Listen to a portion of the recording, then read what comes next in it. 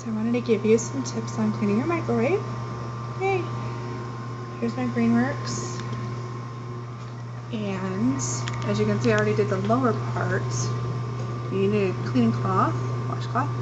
You spray the back, let it set for about 20 minutes or so you can walk off, do whatever cleaning you want to do. Come back, take the cloth, and wipe across.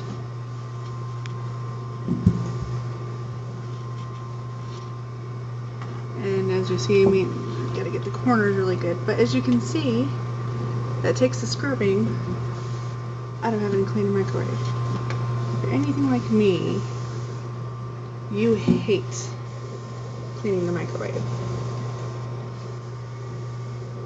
Look at that. Up here.